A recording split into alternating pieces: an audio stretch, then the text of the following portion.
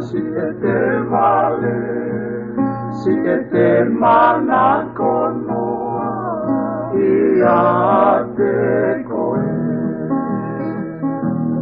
Oku ke amana ki ke lea, kisi o poponga, ka oku te ongo ia, si e te matahoa.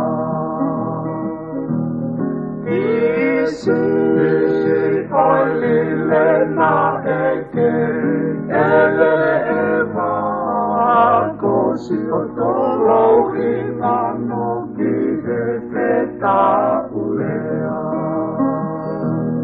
Ko hai koa si atoa, tene matua ki e ku opa o poponga.